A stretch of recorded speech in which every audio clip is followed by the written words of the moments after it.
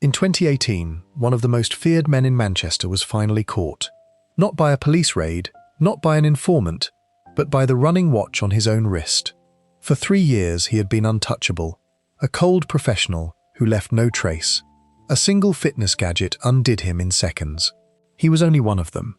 For 30 years, Manchester carried one of the darkest reputations in Britain, and a long line of feared figures took turns ruling its underworld, controlling the doors, the streets, and the trade. Almost every one of them was certain he could never be touched. Across this video, 10 of these men, from a young leader lost in a car park in 1991 to a boss running a multi-million-pound empire by text from abroad in 2020, built their power in completely different ways. Fear, family, territory, technology, and yet every single one ended in the same place, undone by the very thing that made him powerful. This is how it kept happening. Section 1. The man they called White Tony Manchester in the 1980s was really 2 cities sharing the same map. One was the bright one, full of music and nightclubs, and the kind of energy that would soon make the place famous around the world. The other was hidden just underneath it, in a handful of tough neighborhoods where a much harder set of rules applied. One of those neighborhoods sat just north of the city center. It was called Cheetham Hill, and out of its packed streets came one of the boldest crews the city had ever seen, a group of young men who liked to call themselves the Hillbillies. Their proper name was the Cheetham Hill Gang. Most of the members had grown up in the same few streets and estates, places like the Waterloo estate, and many of them had known each other since they were children. By the early 1980s, they had turned that childhood bond into something organized and dangerous. They made their money through robberies, through selling illegal substances inside the busy city centre clubs, and through fear. If you got on the wrong side of them, the whole area knew about it within hours. They were not the only crew in Manchester, but they were one of the most fearless, and they made very sure everyone understood that. At the centre of this group, for a few short years, stood a young man named Anthony Johnson. Hardly anyone called him Anthony, though. Across the whole city, he was known simply as White Tony. The nickname came from a plain fact about him. The crew around him was made up mostly of black members, and Johnson was white, so the name attached itself to him and never let go. Over time, it turned into the sort of name people did not say loudly. In certain parts of Manchester, when somebody mentioned White Tony, voices dropped and the room went a little quieter. Johnson was born in the summer of 1968, and his start in life was hard in almost every way a start can be hard. His mother was only 15 years old when she had him, and neither she nor his father were really around to raise him, so for most of his childhood he was brought up by his step-grandmother, a woman named Winnie Johnson, in her small home down in Fallowfield in the south of the city. That house carried a heavy sadness of its own. Years before Tony was even born, Winnie had lost one of her own children, a young boy who disappeared back in 1964 and never came home. The boy became known across the whole country as a victim of one of the most infamous cases of that period. The grief never left the family, and it sat quietly over the home where Tony was growing up. Whatever else shaped him, he came from a place where pain was already part of the furniture. Tony left school at 16 in 1984 with very little laid out in front of him. He drifted toward the older lads from Cheetham Hill, became close with figures like a man known as Black Tony McKee and a set of brothers who would later make names of their own, and step by step, he became a full member of the crew. He did not begin at the top. In the early days, he was a low-level member, handling robberies and the kind of jobs nobody else wanted to touch. But he had one quality that pushed him up the ladder remarkably fast. He was not a big man, yet he was strong, and he was completely without fear. In a world where reputation counted for more than almost anything, being unafraid was worth more than muscle. He rose quickly. Accounts of his time in the crew describe him being linked to a deadly attack on a rival from a South Manchester group back in 1988, an event that did nothing to slow him down and only thickened the dark reputation building around his name. For a while, he worked as a driver and protector for the man who led the Hillbillies, ferrying him around the city in a fast car. It did not stay that way for long. Before he was even out of his early 20s, Tony was no longer standing in anyone's shadow. He had become a leader in his own right, one of the faces that defined the Cheetham Hill crew when it was at its most powerful. Part of what made White Tony so feared was how openly, almost arrogantly he behaved. The Cheetham Hill crew had a habit that startled even other criminals.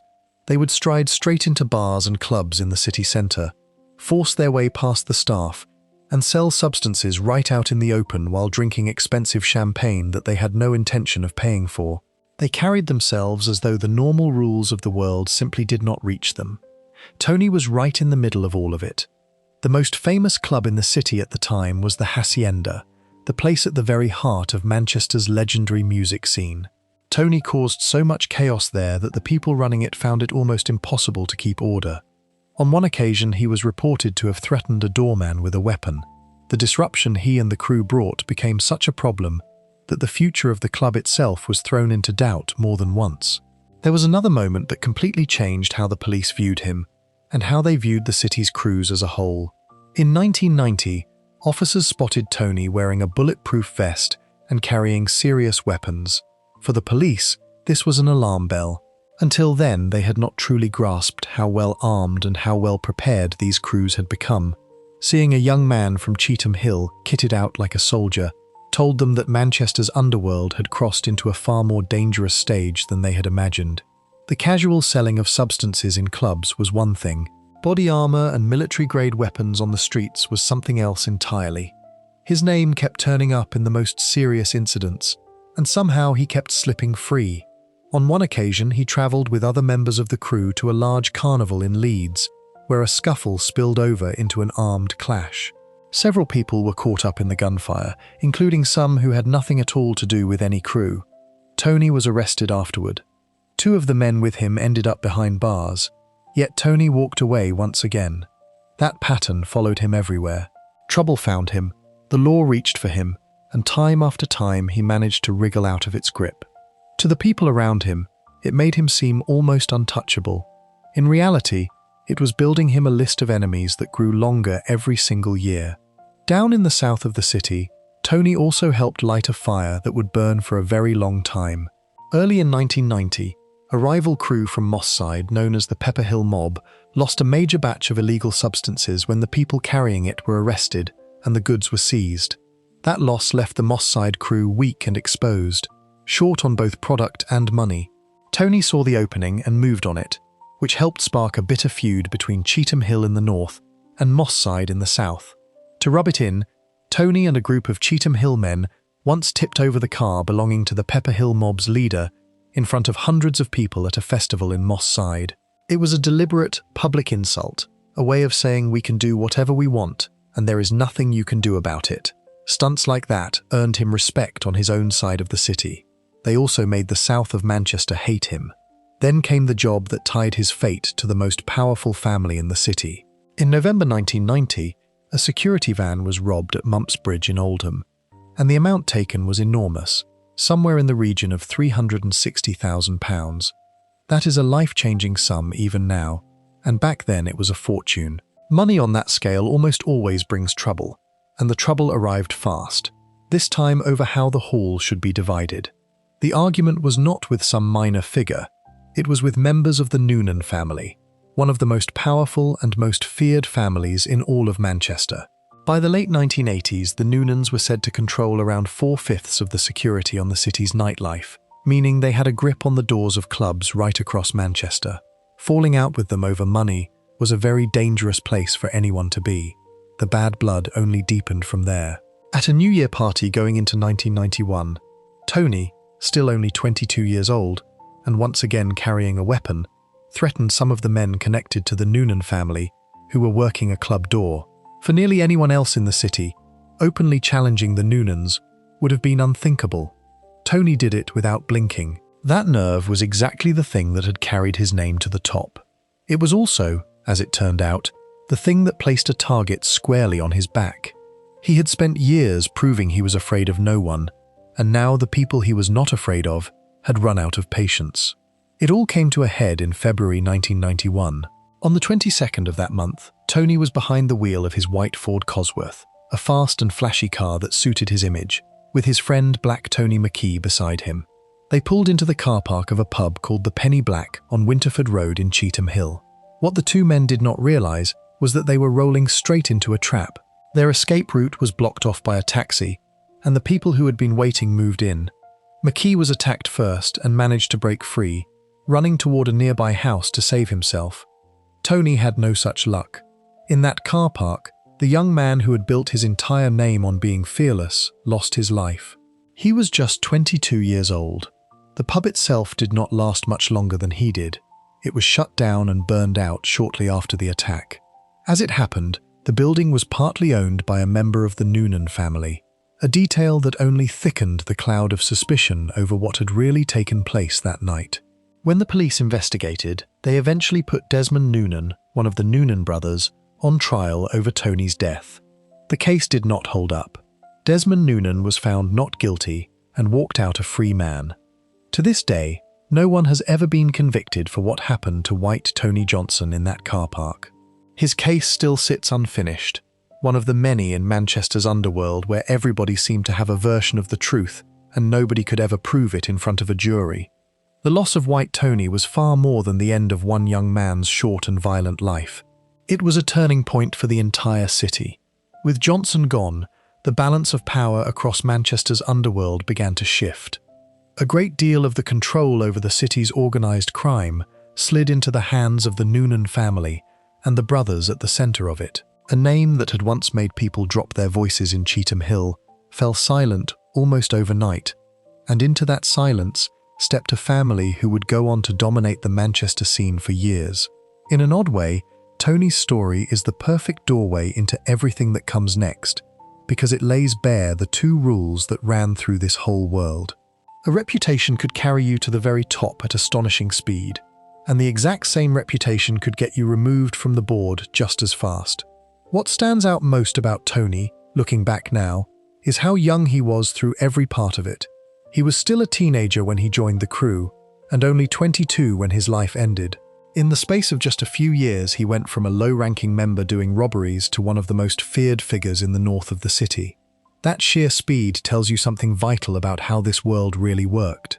It did not care about age, and it did not hand out second chances. It rewarded nerve, and then it punished that very same nerve, very often inside the same short window of time. Before we move on, if you're enjoying this analysis, please consider subscribing. It helps the channel tremendously. Cheetham Hill in the north, though, was only one half of the Manchester story. While Tony and the Hillbillies had been making their name above the city centre, a separate and even bloodier feud had been building in the south, in an area called Moss Side, where the crew Tony had humiliated at that festival was led by a man with a fearsome reputation all his own. To understand how Manchester ended up earning its darkest nickname of all, we have to leave the north behind and head south, to meet the leader who stood right at the centre of it. Section 2. Delroy Brown and the War for Moss Side. Leave the north of the city behind and travel a few miles south, and you arrive in Moss Side. In the late 1980s, this was one of the most talked about districts in the whole country, and not for happy reasons. At the heart of it sat a large housing area called the Alexandra Park Estate, a maze of closes, walkways and low blocks where thousands of ordinary families lived. Most of those families wanted nothing more than a quiet life. They did not get one. The estate had become the single most valuable piece of ground in Manchester's underworld, and two sets of young men were about to tear it in half fighting over it. The crew that controlled the east side of that estate was called the Pepper Hill Mob. They took their name from a local pub, the Pepper Hill, which sat on their patch and acted as a kind of unofficial base. The man at the top of this crew was Delroy Brown. He is one of the more shadowy figures in this whole story, because unlike many of the names that come later, very little about Brown the person has ever made it into the public record. There are no famous photographs of him, no long list of court appearances that the public can read, no tidy life story. He is remembered almost entirely for one thing, being the leader of the Pepper Hill Mob during the years when Moss Side turned into a battlefield. By some accounts, he was an outsider to the area, said to have come up from Birmingham rather than being born and raised on the estate, though this is one of the few personal details attached to him, and it should be treated as a claim rather than a settled fact. What is far better documented is the business Brown was sitting on top of, and it was enormous. By the end of the 1980s, the Alexandra Park Estate had become some of the most profitable ground for the illegal trade anywhere in the city. The money moving through it was staggering. Reports from the period put the takings of the Pepperhill mob at somewhere around £11 million a year. Stop and think about that number for a moment. This was not a few teenagers selling on a street corner for pocket money. This was a serious operation, pulling in a fortune every single year, run by young men on a council estate, in plain sight of everyone who lived there. Money like that does two things at once. It buys power, and it paints a giant target on your back. Brown and his crew had plenty of both. The trouble that defined Brown's time at the top did not start with the rival crew you might expect. It started in the north with the Cheetham Hill crew we met in the last section. The hillbillies were older, bigger, and more established, and they had spotted just how much money was flowing through Moss Side. So they did what powerful crews tend to do. They tried to take a cut of it. The Cheetham Hill men began demanding a kind of payment from the dealers operating on the Moss Side estate, leaning on them with the threat of harm if they refused. In plain terms, they were squeezing the smaller crew for a share of its earnings. For a young, proud and well-armed group like the Pepperhill mob, simply handing over their money to outsiders was never going to happen. They pushed back hard, and the two sides fell into a long, ugly feud that ran right through the late 1980s and into the 1990s. That feud became a back and forth of attacks between North and South, with each side striking and then waiting for the other to strike in return. One of the most serious incidents tied to it happened in January 1988, when a young man named Anthony Gardner, who was 26 and went by the nickname Scratch, was attacked and lost his life outside a late-night drinking spot in the south of the city. He was connected to a Moss Side crew. Police came to suspect that the person responsible was the bodyguard of the Cheetham Hill leader, which links this killing directly back to the man we covered in the previous section. The detail that stuck with a lot of people afterward was what happened in the seconds that followed. When the customers inside heard the noise and feared the police were arriving, they panicked and flung their stashes out into the street.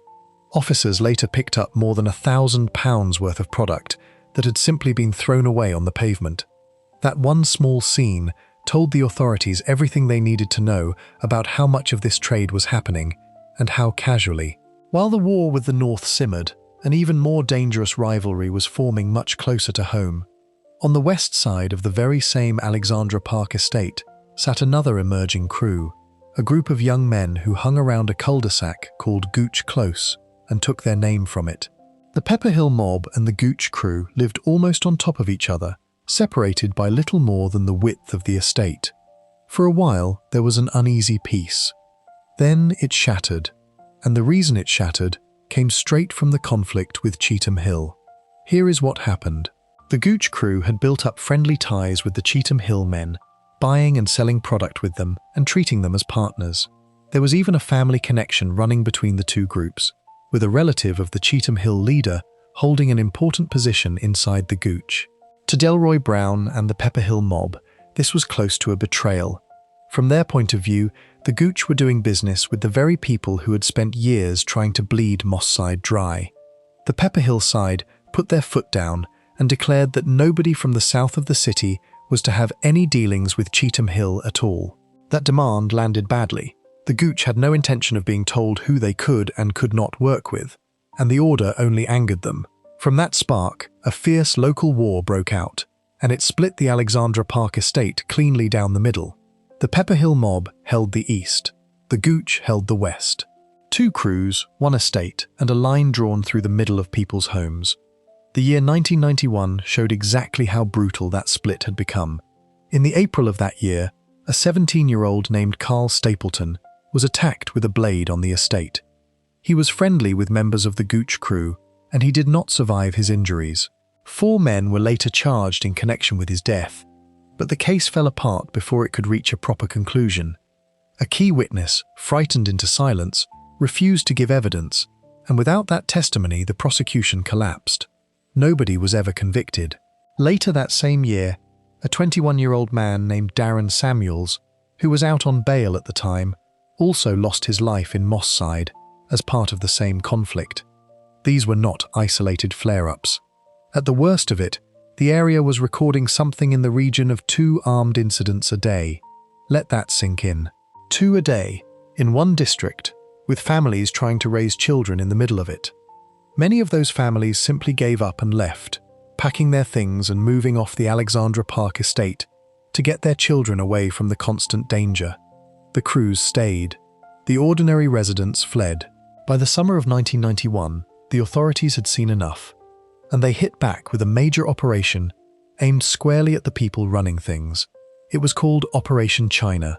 Working quietly and undercover, officers built cases against the leading figures across the warring crews, and in August 1991, they moved in and rounded up 23 of the most senior members. By 1992, those men had been put behind bars on charges tied to the illegal trade and to weapons. It was a genuine blow. For a short while, it knocked the wind out of both sides and disrupted the businesses they had built. But knocking down the leaders did not end the story. It simply changed its shape. While the older heads were locked away, the police pressure on the Pepper Hill mob forced the crew to move. Their old base around the Pepper Hill pub was gone, so they regrouped a short distance away around another part of the estate, near a road called Doddington Close. And with the new ground came a new name. The Pepper Hill mob faded into history, and in its place rose the crew that the city would come to know as the Doddington Gang. It was the same core of people, the same patch of East Moss Side, the same rivalry with the Gooch on the west. Only the name on the door had changed. This is the moment where Delroy Brown himself largely slips out of the record. The crew he had led carried on without his name attached to its later chapters, which is part of why he remains such a faint figure compared to the men who came before and after him. What happened next to the Doddington side is one of the saddest and strangest turns in the whole Manchester story, because the gang did not fall apart because of the police or because of the Gooch. It fell apart from the inside. By the middle of the 1990s, the constant conflict, the years of members being locked away, and the endless pressure had created deep cracks within the crew itself. Some of the harder members had started squeezing their own dealers for money, the very thing that had set off the war with Cheetham Hill in the first place, only now they were doing it to their own side. The police identified a power struggle splitting the Doddington crew into two camps that no longer trusted each other. On one side stood a group of younger, harder figures. On the other stood a man named Raymond Pitt, along with his brothers and his close friends. Former allies were turning into enemies, and the gang that had once stood united against outsiders began eating itself. The result was a run of attacks aimed not across the estate at the Gooch, but inward against their own. In July 1995, a well-known figure within the crew, a man called Nicholas Murphy, who was known as Sailor, lost his life at the hands of his own people. Not long after, Raymond Pitt himself was attacked and did not survive, targeted in a roadside ambush on the grounds of a social club in nearby Hume. Another senior figure, Darrell Laycock, was attacked by 3 men and somehow lived through wounds that would have ended most people. One by one, the leadership core of the Doddington crew was being wiped out, and the people doing the wiping were standing on the same side of the estate they were. After his brother Raymond was gone, and after his own release from a young offenders institution, Tommy Pitt pulled together the survivors loyal to him and formed a new outfit called the Pitbull Crew. In a final twist that shows just how tangled all of this had become, that new crew ended up siding with the Gooch, the very enemy the Doddington had been fighting for years. The old map of East against West had been torn up completely, so the crew Delroy Brown once led ran the full arc of this world in the space of about a decade. It rose out of a single pub on a council estate, grew rich beyond anything its young members could have imagined, fought a powerful northern crew to a standstill, split an entire neighborhood in two, drew the heaviest police operation the area had ever seen, changed its name and its ground to survive, and then destroyed itself from within, while the money and the grudges turned old friends into targets. Brown himself remains a ghost at the center of it, a name we know led the early years and little more. That, in its own way, is one of the truest lessons of the Manchester underworld. The men at the very top were often the ones who left the faintest trail, because staying out of the record was exactly how they survived as long as they did. Before we move on, if you're enjoying this analysis, please consider subscribing. It helps the channel tremendously. The Pepper Hill mob may have collapsed under the new name of Doddington, but the crew that had split the estate against them did not collapse. The Gooch came out the other side of all this carnage and grew into one of the most organised and most feared crews the city had ever produced, and the man who would eventually lead it became a name that the courts themselves would single out as the worst of the worst. To understand how the war for Moss Side finally ended, we have to follow the crew on the west side of that estate and meet the leader the law spent years trying to bring down. Section 3. The General of Gooch, Close. On the opposite side of that same Alexandra Park estate, across the invisible line that split Moss Side in two, sat the crew that would outlast almost everyone we have met so far. They were named after a small dead-end street called Gooch Close, a quiet little cul-de-sac of semi-detached houses with an alley running off one end. Nothing about the place looked dangerous, yet it was here, with young men gathering around a backstreet drinking den and selling on the side, that one of the most organized and most feared groups in the history of the city took root. People simply called them the Gooch. By the end of the 1990s, the Gooch had grown into something far bigger and far more frightening than a few lads on a corner. They had become a proper organization, with a structure, a territory, and a fearsome grip on the local trade. Their reach was so wide that, by some accounts, incidents linked to the Gooch made up a huge share of all the recorded firearm-related crime in the whole of Greater Manchester around the turn of the millennium, with one figure putting it at close to 2/3 in a single year. Whether or not that exact number is perfect, the point behind it is not in doubt. For a long stretch, if there was serious trouble in the south of the city, the Gooch were very often somewhere near the middle of it, and at the top of the Gooch, for the years that mattered most, stood a man named Colin Joyce. He did not hide in the background the way Delroy Brown had. Joyce wanted to be known. He gave himself a title, styling himself the General, as though he were running an army rather than a street crew. In a strange way, the comparison was not far off, because Joyce ran the Gooch with the cold organization of a military operation.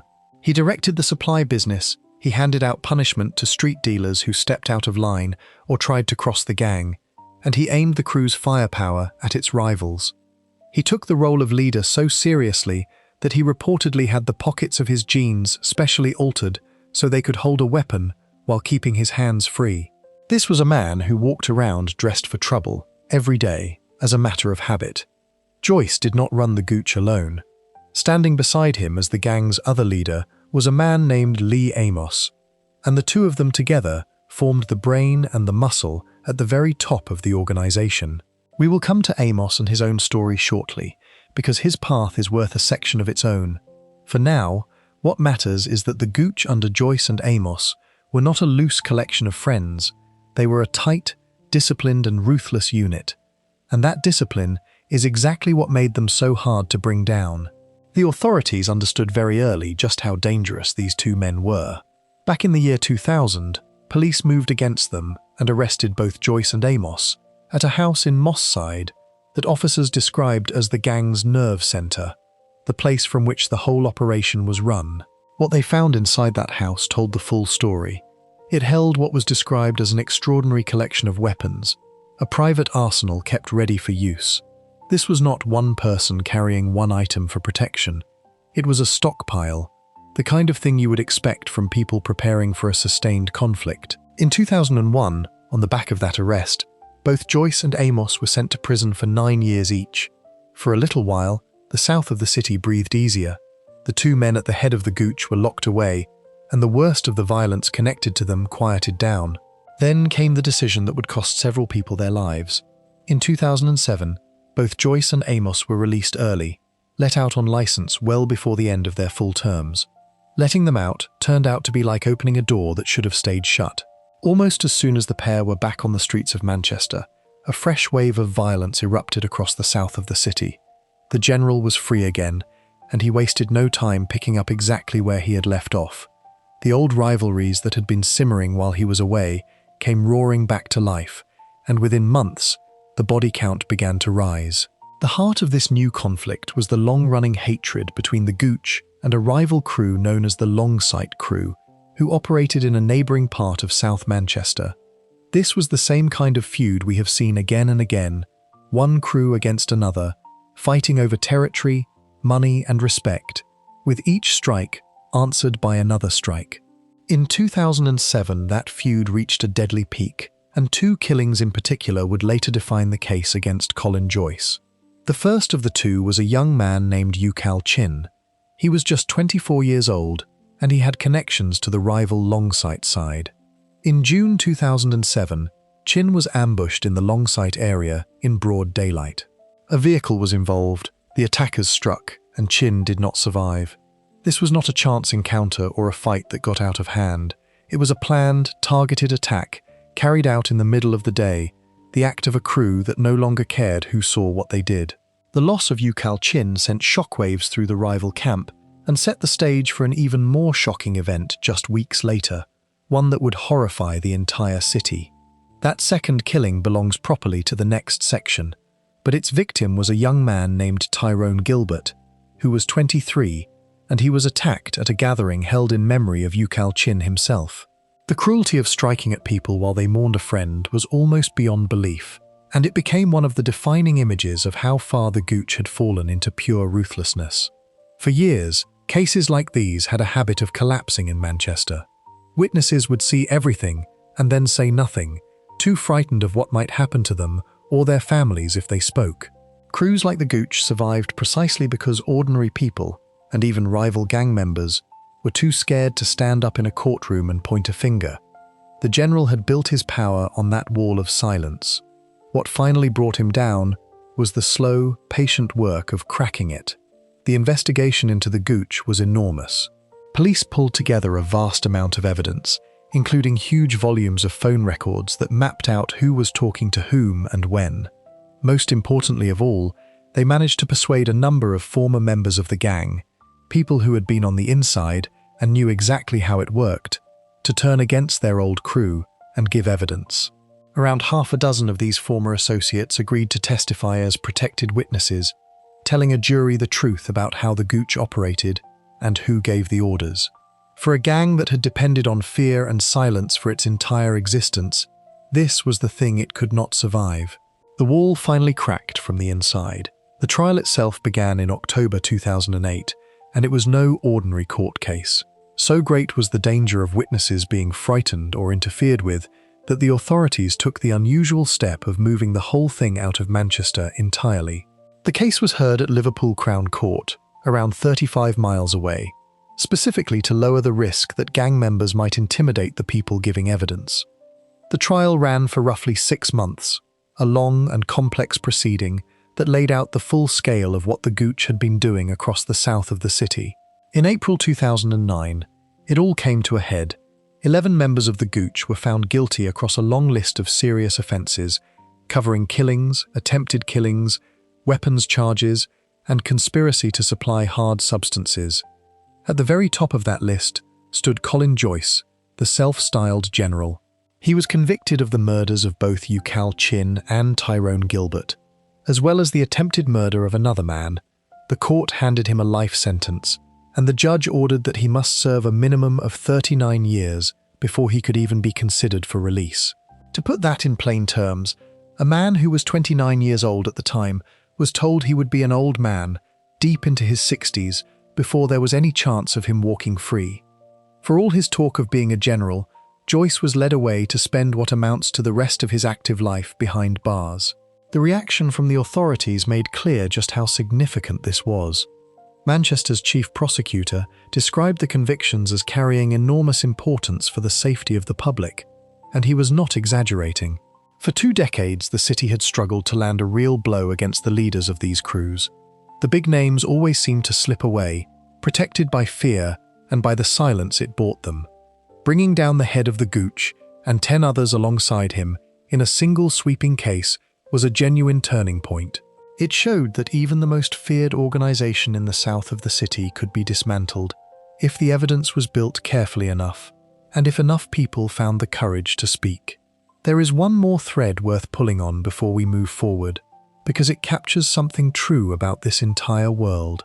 The people who caused so much harm were very often harmed themselves. The men at the top of these crews lived surrounded by danger every single day, and the same violence they handed out had a way of circling back to them and the people they loved. Colin Joyce had spent years building a reputation as someone to be feared. He had an arsenal, a private army of loyal members, a title he had given himself, and a grip on a huge chunk of the city's underground trade. None of it saved him. In the end, the general was undone, not by a rival crew or a bigger weapon, but by paperwork, phone records, and the testimony of the very people who had once stood beside him. His own organization, the thing he had built and controlled, became the source of the evidence that locked him away. Before we move on, if you're enjoying this analysis, please consider subscribing. It helps the channel tremendously. But Joyce was only one half of the leadership that ran the Gooch. The man who stood at his side, Lee Amos, carried his own history into that courtroom, including a personal loss that reveals just how deeply this violence cut into the lives of the very people causing it. To understand the second of those two killings in 2007, the one that struck a crowd of mourners, and to see how the whole bloody chapter finally drew to a close, we need to turn to the general's partner at the top of the Gooch. Section 4. The Vendetta of Lee Amos. Every story of the Gooch has two men at its center, and we have met only one of them so far. Colin Joyce was the loud one, the self-styled general who wanted the world to know exactly who was in charge. The man who stood beside him was different. His name was Lee Amos, though across South Manchester he was known by his nickname, Cabo. Where Joyce performed, Amos calculated. The police who spent years studying the Gooch came to view Amos as the most dangerous instrument the gang possessed. One detective who worked the case described him in plain and disturbing terms, saying that Amos was calm, cool and collected, a man with the rare and frightening ability to carry out acts most people would find unthinkable and then simply carry on with his day as if nothing had happened. That stillness, that lack of any visible feeling, was what made him so feared. Joyce ruled through noise. Amos ruled through ice. The two of them had come up together. Back in the 1990s, they had both been part of a younger offshoot of the Gooch, a crew built from the next generation of the gang, and they rose through the ranks side by side. By the time they reached the top, they were a matched pair, the brain trust at the head of one of the most organized criminal outfits the city had ever produced. We have already seen how that partnership ended, with both men locked away in 2001 after police raided their base and found a frightening collection of weapons, including a rapid-firing military-style firearm. We have seen how they were released far too early, in 2007, and how the city paid for that decision in blood within months. What we have not yet looked at is why Lee Amos came out of prison so determined to spill it. To understand that, you have to go back to a single night in early 2002, and to the loss that turned an already dangerous man into something closer to a force of nature. In February 2002, Lee Amos was sitting in a prison cell. While he was inside, his younger brother, Stephen Amos, who was just 21 years old, was outside a nightclub called the Beck's Bar in Ashton-under-Lyne. There had been an altercation inside the venue. When it spilled out into the street, Stephen was attacked and he did not survive. For Lee, locked away and powerless, hearing that his little brother had been taken in this way must have been a special kind of agony. He could do nothing.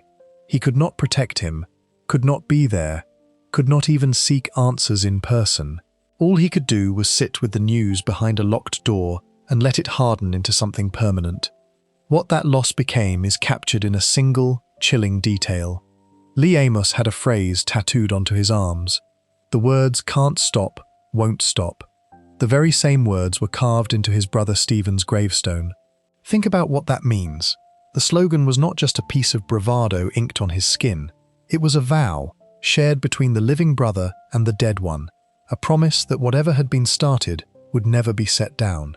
To most people, a brother's death might be a reason to step away from the life that had caused it. To Lee Amos, it became the reason to sink deeper into it. The phrase told you everything about how he intended to live, and, as it would turn out, how he would eventually die. The authorities did in fact find the person responsible for Stephen's death.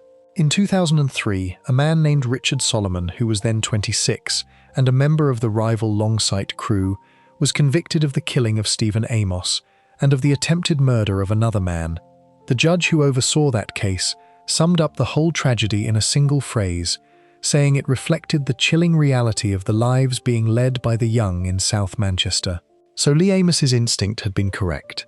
He had believed all along that the Longsight crew, a splinter group connected to the Gooch's old enemies in the Doddington gang, were behind his brother's death, and the courts proved him right. The man who took Stephen had been caught, tried, and sent to prison. By any normal measure, justice had been done, but normal measures did not apply to Lee Amos. The conviction of Richard Solomon settled nothing for him. because what Amos wanted was not justice, it was revenge, and his idea of revenge had no fixed target. He did not limit his anger to the one person actually responsible. Instead, he came to see the entire Longsight crew, and anyone he could connect to it, as fair game. The grief had curdled into something blind and sweeping. It no longer mattered to him whether a particular individual had played any part in Stephen's death. If Amos could tie them to the Longsight side in any way at all, they were a target. This is the dark engine that drove the events of 2007, and it is the key to understanding why two young men who had nothing to do with his brother ended up paying with their lives. When Amos and Joyce walked out of prison in 2007, they returned to a South Manchester that had changed while they were away. There was a gap at the top of the gooch, a vacuum of leadership, and the two older men stepped straight back into it. They were no longer the young upstarts they had once been. Now they were the veterans, the figures that younger and more impressionable members of the gang looked up to, which made them more dangerous than ever. And they came back carrying a list of old scores they intended to settle. At the very top of that list was the Longsight crew. The first to fall was Yukal Chin, the 24-year-old with links to the rival side, who was ambushed and lost his life in Longsight in June 2007. We covered his death in the previous section as the killing that set everything in motion. But it was the second death, just weeks later, that revealed the true depth of the cruelty at work, and it is the one most closely tied to Lee Amos.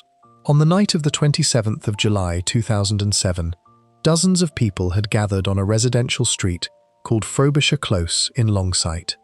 They were not there for trouble, they were there to grieve. The gathering was a wake, a vigil held in memory of Yukal Chin, the young man who had been taken only weeks before. Friends and mourners stood together in the close, sharing their sorrow, doing the most human thing imaginable after a sudden loss. Then, just after midnight, a car appeared. Inside it were masked attackers. The vehicle moved past the crowd, and the people inside opened up on the gathering, sending the mourners diving for cover in every direction. In the chaos, a 23-year-old named Tyrone Gilbert was struck several times. He collapsed in the street as those around him scattered. He was rushed toward hospital but did not survive the journey. Another man was injured in the same attack. Stop and sit with the horror of that for a moment. These were people attending a memorial. They had come to mourn one young man, and while they did so, a second was taken from them in the very same spot. It is hard to imagine a more pointed act of contempt, an attack designed not just to harm, but to desecrate, to turn a moment of shared grief into a fresh scene of loss. This was the world Lee Amos had built. This was what the words on his arm meant in practice. The tragedy ran even deeper than it first appeared, because Tyrone Gilbert was the second young man his own family had lost in this way. Years earlier, his brother had also been taken amid the fighting between rival crews, and Gilbert himself had been trying to climb out of it. He had once been linked to the Longsight side after a confrontation, and he had served a short prison sentence, but afterward, he had attempted to turn the page and live a quiet life as a family man. None of that mattered on Frobisher Close. The cycle did not care about his efforts to leave. It reached out and pulled him back in one final time. There was, by all accounts, nothing to suggest that either Tyrone Gilbert or Yukal Chin had anything to do with the death of Stephen Amos. They were targets only because Lee Amos had decided that anyone he could associate with the Longsight crew deserved to suffer for what one of its members had done years before. Two families were shattered to feed one man's refusal to ever let go. These two deaths, coming so close together and carried out so brazenly, finally pushed the authorities to throw everything they had at the gooch. What followed was, at the time, the largest organised crime investigation Greater Manchester Police had ever mounted.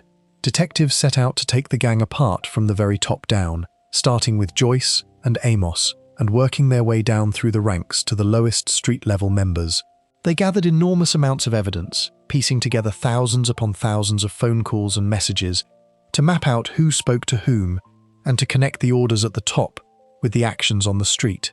And, crucially, they persuaded around half a dozen former insiders, people who had been part of the gooch and knew its secrets, to give evidence against their old leaders. For a gang that had thrived on fear and silence, this was the blow it could not absorb. The trial ran for 6 months at Liverpool Crown Court. moved out of Manchester to protect those witnesses from being frightened into silence. In April 2009, the verdicts came in. Lee Amos was found guilty of the most serious crimes the law can put to a person, convicted of murder, attempted murder, and weapons offences in connection with the deaths of both Yukal Chin and Tyrone Gilbert.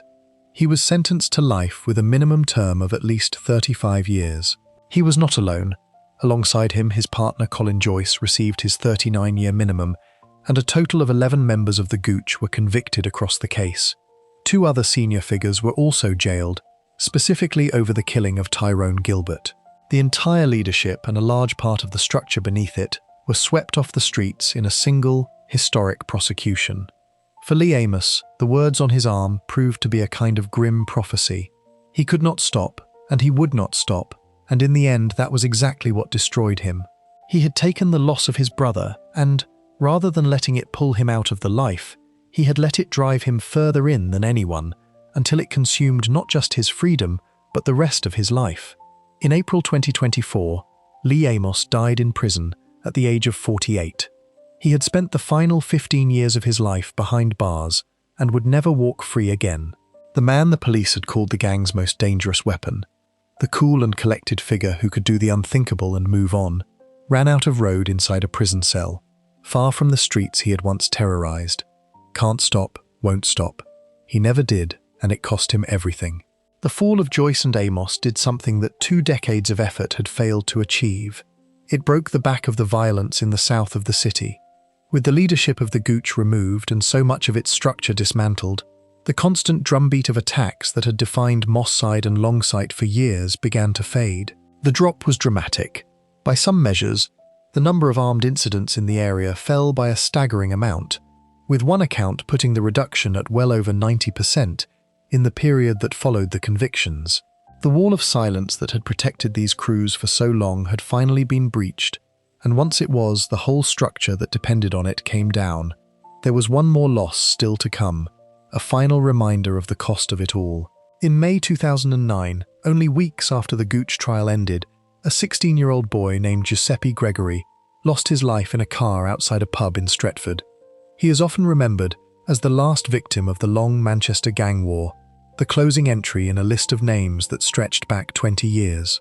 After him, the fatal violence that had earned the city its darkest nickname largely went quiet. An era that had begun in the late 1980s, that had split estates in 2 and emptied streets of families and filled headlines around the world, finally drew toward its end. It had taken the painstaking dismantling of the Gooch, the courage of witnesses, and the cooperation of a community that had simply had enough. But the worst of it was, at last, behind the south of the city. Before we move on, if you're enjoying this analysis, please consider subscribing.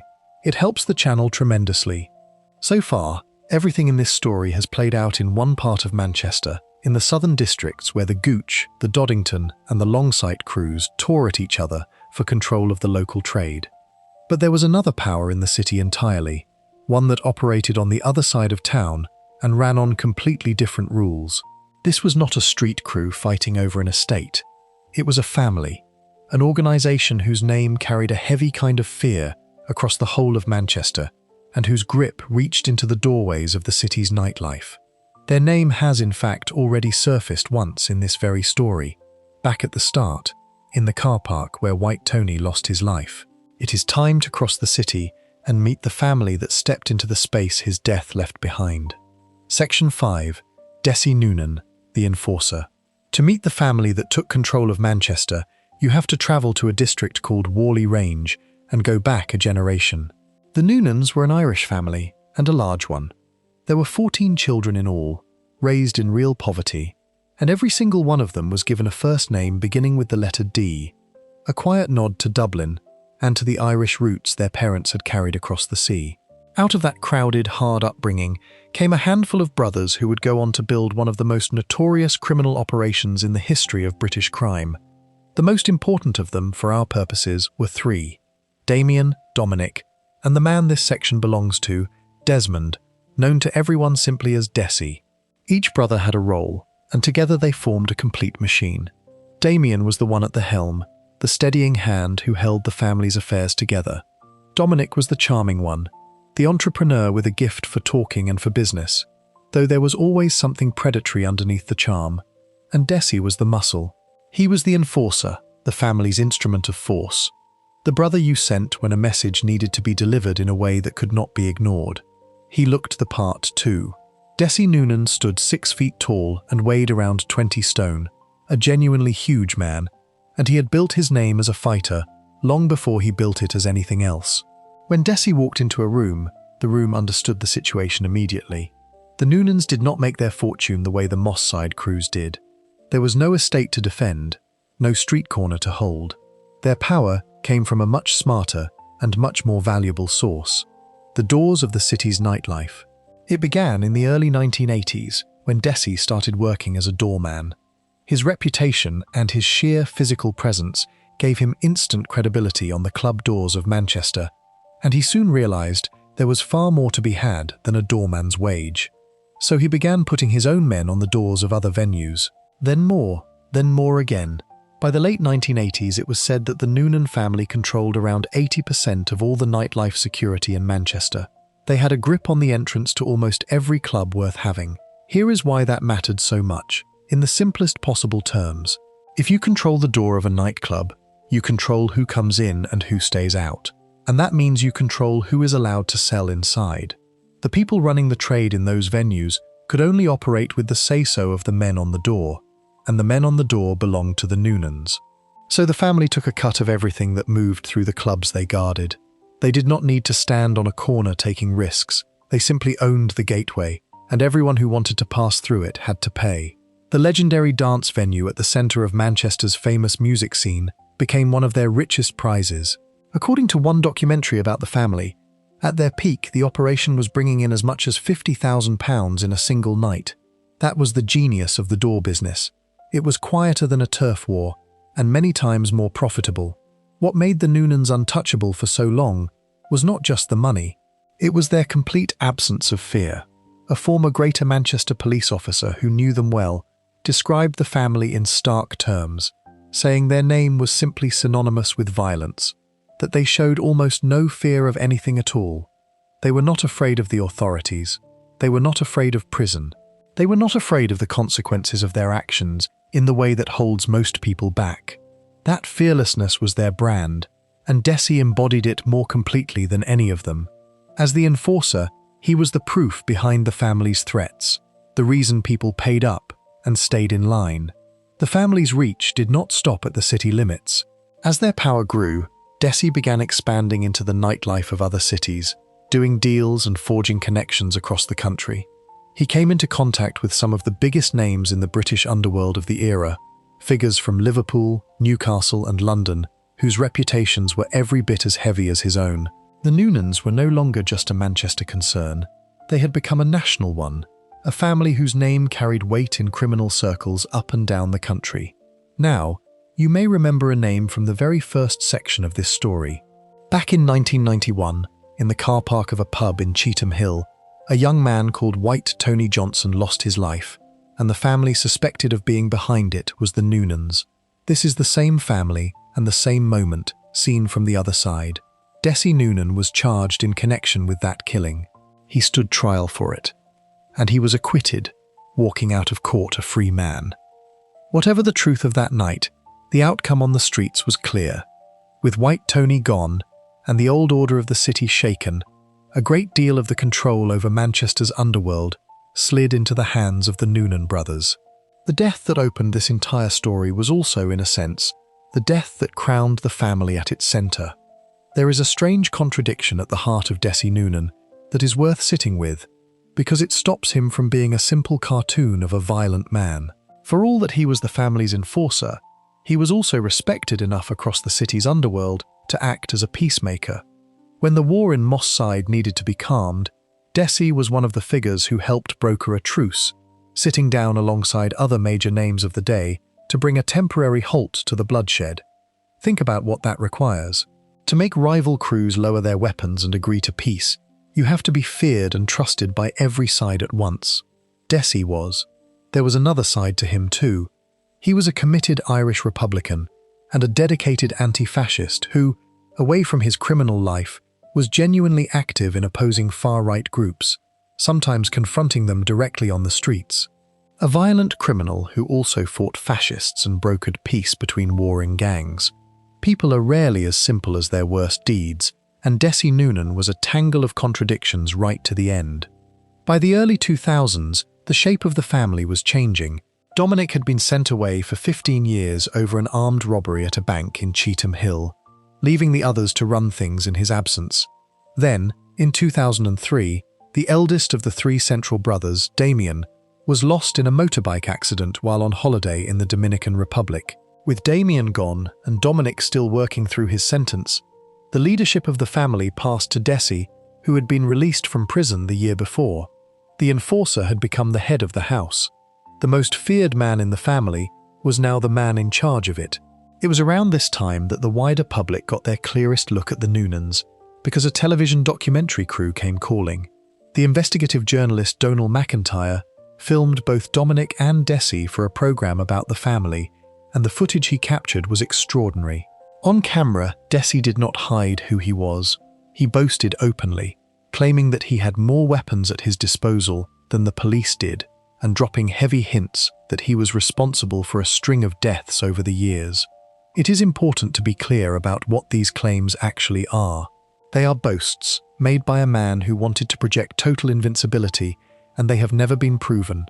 The police did, separately, suspect the Noonan brothers of involvement in a large number of unsolved killings across their long reign, but suspicion is not the same as proof, and much of what Desi said on camera was the talk of a man performing his own legend. McIntyre, who spent real time around him, described Desi as a genuinely dangerous and volatile figure who was also dependent on hard substances, but also as something more complicated than a simple monster, a man shaped by the deprivation he had grown up in. The portrait that emerged was of someone who believed, completely, that nothing and no one could touch him. He was wrong, and the way he was proven wrong is the most striking part of his whole story. Desi Noonan was not brought down by a rival crime family. He was not brought down by a massive police operation or a long undercover investigation. He was brought down by a single neighborhood dealer he had spent months bullying over a small and petty dispute. The man's name was Derek McDuffus, known locally as Yardie Derek. He was a low-level figure who sold illegal substances out of his home on the Merseybank estate in Chorlton, in the south of the city. He had been born in Manchester, grown up in Jamaica, and returned to the city as an adult. He was a father of three who did a little DJing on the side. In the world of the Manchester underworld, he was a nobody, exactly the sort of small operator that a man like Desi Noonan would expect to push around without consequence. The trouble between them had started around Christmas of 2004. McDuffus had come to believe that Desi was behind the theft of some of his product, and in response he had refused to sell to him. To a man used to getting whatever he wanted through fear, being told no by a small-time dealer was an insult. Threats went back and forth between the two of them over the following weeks. On one occasion, McDuffus told Desi outright that he would end his life if he did not back off. Desi, true to form, did not back off. He simply worked around the ban, sending friends to McDuffus's house to buy on his behalf, and kept leaning on the man. He was treating it the way he had treated every other obstacle in his life, as something his reputation could simply roll over. This time it could not. On the night of the 18th of March 2005, Desi was last seen drinking in a pub called The Park in Northern Moor, in the Wythenshawe area, at around 11:30. In the early hours of the next morning, his wife Sandra received a phone call from him. He told her that he had been attacked with a blade and asked her to come and collect him over in Chorlton. By the time she reached the spot, Desi was already lying unconscious on the pavement of Merseybank Avenue, with a serious wound to his stomach. She called for an ambulance straight away, but it was too late. Desmond Noonan, the enforcer who had run the doors of an entire city, who had boasted on national television that he had more weapons than the police, died of that single wound before the ambulance could even reach the hospital. He was 45 years old. Derek McDuffus was arrested a few days later, and his trial began in October 2005 at Preston Crown Court. The security around that courtroom tells you just how much fear the Noonan name still carried, even with Desi dead. The court was wrapped in what was described as a ring of steel. Extra officers were posted to stand guard, and airport-style body scanners were set up outside the courtroom to make sure that no one could enter carrying a concealed weapon. Inside, McDuffus denied everything. He told the jury he had never even met Dessie Noonan, that he had nothing to do with his death, and that he had never dealt in illegal substances at all. The witnesses told a very different story. One described how, the morning after Dessie was attacked, McDuffus had made a chilling remark, saying that he did not mess about while making a stabbing gesture with his hand. Another described being handed a pair of shoes that were stained from the attack, which he then got rid of by dumping them in a bin at a nearby shopping centre. The jury did not believe the denials. McDuffus was convicted of the murder of Desmond Noonan and sentenced to life in prison, ordered to serve a minimum of 15 years before he could even be considered for release. Years later, in the spring of 2020, he was freed on parole after serving his minimum term. Dessie Noonan was sent off in a manner that matched the strange, larger-than-life place he had occupied in the city. His funeral was held in the south of Manchester in April 2005, and it was reportedly attended by hundreds of local residents. A kilted pipe band played as his coffin arrived on a horse-drawn hearse at the church in Northern Moor. For all the violence attached to his name, in his own corner of the city, Dessie was something of a folk figure, and the size of the crowd reflected it. The man who had spent his life making people afraid was buried like a local legend. The lesson buried in Dessie Noonan's end is one that runs right through this entire story, and it is worth saying plainly: fear is a powerful tool. It can build an empire, control a city's nightlife, and make rival gangs lower their weapons at your word. But fear has a limit that the people who rely on it almost never see coming. It cannot guarantee that you survive the very people you frighten. Dessie believed he was untouchable, and that belief was probably the most dangerous weapon he ever carried, because it led him to keep pushing a cornered man who had already promised exactly what he would do. The enforcer who boasted of having more weapons than the police was undone, in the end, by one frightened neighborhood dealer and a single wound on a quiet residential street. Before we move on, if you're enjoying this analysis, please consider subscribing. It helps the channel tremendously. With Damien gone and Dessie now lost as well, only one of the three central brothers remained standing at the heart of the family. Dominic, the charismatic one, the talker, the brother the documentary cameras had been drawn to, would carry the Noonan name forward into the years ahead. But his story does not follow the path you might expect from a crime boss, because the offences that would eventually define Dominic Noonan were of a completely different and far more disturbing nature than anything his brothers had been known for, and they would shatter whatever legend the family had built. Section 6. The Fall of Teflon Dom. The last of the three brothers at the centre of this story was Dominic. He was born in the summer of 1964 into the same crowded, hard-up Irish Catholic household in Whalley Range that had produced Dessie and Damien, one of 14 children, all given names beginning with the letter D. If Dessie was the muscle and Damien was the steadying hand, Dominic was the brain and the mouth. He was the talker, the charmer, the showman of the family, and over the course of his life, he would prove to be the most cunning of them all. He was also, in the end, the one whose story would curdle into something that no amount of charm could ever sweeten. Dominic learned the trade young, and he learned the most dangerous end of it. His early criminal life was built around armed robbery, the hijacking of armoured security vans and raids on banks. These were not small jobs. They were bold, high-risk operations that required nerve and planning, and Dominic had plenty of both. Over the decades, he racked up an astonishing record, more than 40 convictions in total, for everything from armed robbery and possession of weapons to assaulting police officers, fraud, and even escaping from prison. By his own count, and that of the authorities, by his late 30s, he had already spent around 22 of his 39 years locked up. Read that again. He had been alive for 39 years and had spent more than half of them behind bars. Crime was not something Dominic Noonan dabbled in. It was the entire shape of his life. Some of the stories attached to his early career sound almost too wild to be real, yet they come straight from the public record of his life. On one occasion, he was reportedly broken out of prison, specifically so that he could help carry out a pair of bank robberies on the very same day. A double job that, as he liked to point out, nobody had attempted before. He was said to have been a leading figure during one of the most infamous prison riots in British history, and he spent a punishing stretch of his sentences, around 8 years in total, held in solitary confinement, cut off from other prisoners because of the danger and disruption he represented. This was a man the prison system itself did not know what to do with. But the thing that truly set Dominic apart from his brothers, and from almost every other figure in this entire story, was his gift for one particular skill: building a legend around himself. While Desi ruled through raw fear, Dominic understood something more sophisticated. He understood image. He grasped that a reputation could be shaped, polished, and sold, and that a well-crafted myth could protect a person better than any weapon. So Dominic set about turning himself into a character, and the character he chose was a kind of modern outlaw hero, a Robin Hood of the council estates. On his own patch, he cultivated the role of a community protector. The story he told, and the story many of his neighbours came to believe, was that the Noonans looked after their own.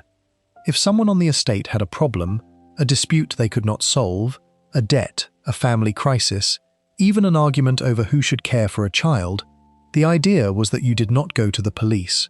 You went to Dominic. He would sort it out. To a community that often felt ignored or failed by the official authorities, a man who would actually turn up and fix your problem could look less like a criminal and more like a local saint. That was the genius of it. Dominic positioned himself as the person his neighborhood trusted more than the law, and in doing so he wrapped himself in a layer of loyalty and goodwill that was very hard to penetrate. It worked for a remarkably long time. For years, the police simply could not make any serious charge stick to him. He was hauled into court again and again, and again and again he walked out the other side, acquitted. The pattern became so reliable that he earned a nickname that captured it perfectly: Teflon Dom, after the non-stick coating that nothing can cling to. There was a darker reason behind some of those acquittals, of course. Witnesses who were due to give evidence against him had a habit of suddenly leaving the country before his court dates, or simply losing their nerve and saying nothing. The wall of silence that protected so many of the figures in this story protected Dominic better than most. Whether through genuine community loyalty or through plain fear, the people who could have brought him down stayed quiet, and the charges slid off him every time. Dominic's myth-making reached its peak in the mid-2000s, when he did something almost no serious criminal had ever done before. He invited the cameras in. A documentary filmmaker named Donal McIntyre spent around 3 years following Dominic and the family, and the result was a film that turned Dominic Noonan into a genuine public figure. The documentary followed him as he lurched from one court appearance to the next, and it painted a vivid, almost cinematic portrait of his world. His crew of young men in sharp suits, the huge family funerals that brought whole neighborhoods to a standstill, the local boxing club the family supported, the image of Dominic strolling through his streets like a king surveying his kingdom. It was, in many ways, exactly the legend Dominic had always wanted to project, captured on film and broadcast to the nation. The film also revealed something genuinely surprising about him, something that broke every stereotype people held about hardened gangland figures. When the filmmaker raised the rumors about his personal life, Dominic admitted, without a moment's hesitation, that he was gay. In a world that had traditionally been hostile to such things, here was one of the most feared men in the north of England, openly and unapologetically gay, and daring anyone to make something of it. It added yet another layer to his carefully built character, the outlaw who refused to fit anyone's expectations. The film showed his devoutly religious side too, capturing the Catholic faith that ran through the family. Dominic was a bundle of contradictions, and he knew that those contradictions only made his legend more compelling. The documentary also captured tragedy as it happened. It was during the years of filming that Desi, Dominic's brother, was attacked and lost his life, the events we covered in the previous section. The cameras were there for the aftermath, for the grief, for the enormous funeral that drew hundreds of mourners onto the streets.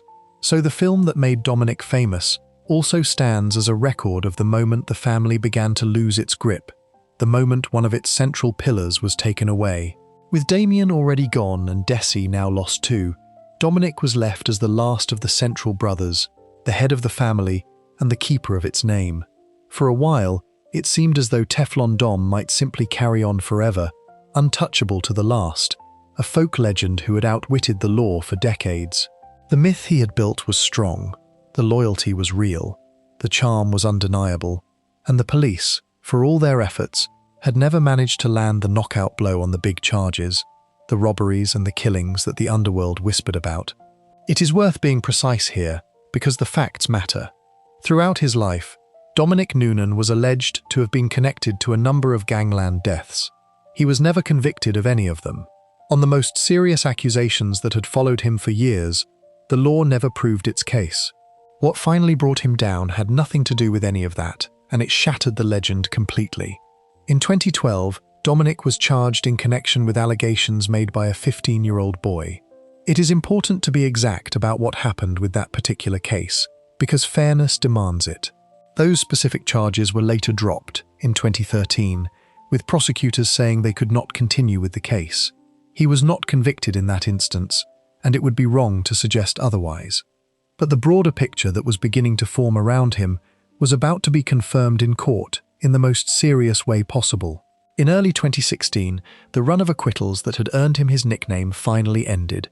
Dominic Noonan was convicted of arson, blackmail, and perverting the course of justice, and he was sentenced to 11 years in prison. After decades of charges sliding off him, something had finally stuck. Teflon Dom was no longer non-stick, but the conviction that truly destroyed whatever remained of his carefully constructed image came 2 years later. In May 2018, Dominic Noonan was convicted of 13 serious sexual offences committed against underage boys. These were historic offences, meaning they related to events from years before, brought to court long after they had taken place. The court found the case proven, and he was handed a further prison sentence of 11 years, ordered to run consecutively, meaning it would only begin after he had finished serving the sentence from his 2016 conviction. This is established fact, decided in a courtroom, a matter of public record. The full weight of it deserves to be stated plainly and then left to stand, without any need to dwell on the details, out of respect for those who were harmed. Sit with the contrast for a moment, because it is the whole point of Dominic Noonan's story. Here was a man who had spent his entire adult life selling himself as a protector, the Robin Hood of the estates, the one you came to when you were in trouble, the figure who looked after his own, who shielded his community, who positioned himself as a guardian of the vulnerable people around him. That was the legend. That was the carefully polished myth that had protected him for decades and made him a folk hero to some. And in the end, a court found that the truth was the precise opposite of the image. The self-styled protector was convicted of crimes against the most vulnerable people of all, the children he should have been protecting. There is no version of the Robin Hood story that survives that. The legend did not just crack. It collapsed into something unrecognizable. It is one of the great grim ironies running through this whole story. The authorities had spent years and enormous effort trying to convict Dominic of the things that made him feared, the robberies and the violence and the suspected gangland deaths. On all of that, he slipped away time after time, protected by silence and by his own cleverness. What finally caged him for good was something entirely different, something that had nothing to do with the outlaw image he had spent a lifetime building. The man could not be brought down as the gangster he wanted the world to see. He was brought down, instead, by the truth of what he had actually done. There is a final twist worth recording, because it brings the story right up to the present and shows that even now, Dominic Noonan continues to provoke strong feelings. In late 2025, he was released from prison on license, having served a total of around 7 years of those consecutive sentences. The release was reported as unexpected and drew real public attention and concern, in part because a judge had specifically ordered those sentences to be served one after the other, rather than at the same time. Following his release, he remains subject to strict supervision arrangements designed to manage the risk he is judged to pose, and he is required to remain on the sex offender register for life. The man once known as Teflon Dom, who built a myth as the protector of his community, is now a registered offender, monitored by the very authorities he spent his life evading. The story of the Noonan family is, in many ways, the story of a particular kind of power. It was power built on fear, on charm, on community loyalty, and on a wall of silence, and for a long time it looked unbreakable. Damien held it together until an accident took him far from home. Desi embodied it until a small-time dealer he was bullying brought it crashing down on a quiet street. And Dominic spun it into a legend so convincing that he became a documentary star, only for that legend to be exposed as a lie by the worst possible truth. 3 brothers, 3 very different endings, and one family whose name still carries a heavy weight across Manchester to this day. The myth they built outlived all the violence. It did not outlive the facts. Before we move on, if you're enjoying this analysis, please consider subscribing. It helps the channel tremendously. Back when the war in Moss Side was at its height, you may remember, a handful of powerful figures sat down together to broker a truce, and the Noonans were among them. But they were not the only big names at that table. Sitting alongside them was a man from Salford, a figure who would go on to be talked about not just in Manchester, but right across Europe. A man some came to call Mr. Big. His rise, his reputation as a peacemaker, and the shocking way his life would eventually end on his own doorstep make him one of the most significant figures in this entire story. And he is where we turn next. Section 7. Mr. Big of Salford. Back when the warring crews of Moss Side were persuaded to lay down their weapons for a while, a handful of powerful men sat at the table that made it happen. The Noonans were there. So was a man from Salford whose name would eventually be known far beyond Manchester, talked about across the country, and even across Europe. His name was Paul Massey, and to understand him you have to understand that he was, more than anyone else in this entire story, 2 completely different people wearing the same skin. Massey was born in January 1960 in Ordsall, a tough district of Salford, one of 6 children in a working-class family. Salford sits right next to Manchester, close enough to share its streets but proud enough to think of itself as its own place entirely, with its own history and its own particular breed of hard men. The crews of Salford were not like the Moss Side gangs fighting over an estate, nor like the Cheetham Hill crew running the clubs. Salford had a reputation all of its own, a culture of tight-knit local loyalty, and a willingness to settle things with fists rather than fancy weapons. Paul Massey came up in the middle of that world, and he started early. By the age of 12, he had already been in trouble with the law, arrested for criminal damage, and sent away to what was then called an approved school. The path was set young. The nickname that would follow him for the rest of his life, and long after it, was not one he chose or wanted. It was handed to him in 1992, during a council meeting called to deal with a wave of civil unrest in Salford. A local councillor, frustrated and angry about the disturbances, pointed the finger at Massey, accusing him of being the figure orchestrating the trouble behind the scenes, including an incident in which masked men had attacked 2 police officers. To make the accusation land, the councillor called him the city's Mr. Big. Massey denied having anything to do with it, but the name was too good, too sticky, and the press seized on it. From that day forward, he was Salford's Mr. Big, a title that defined him in the public eye, whether he liked it or not. And he did not like it. Years later, he would say plainly that he never wanted the reputation at all, that people had him all wrong. What is not in doubt is that, by the 1990s, Massey had built himself into a figure of real power. He set up a number of security companies, and through them he and his associates came to control the doors of several nightclubs across the Manchester area, working in the same world and sometimes alongside the same people as the Noonan family. Controlling the doors meant controlling access, and controlling access meant money and influence, exactly as it had for the Noonans. Massey used his earnings to buy up property and to build a base of wealth and standing in his community. At the center of the Salford underworld sat a crew that became known as the A-Team, and Paul Massey was the figure most associated with it.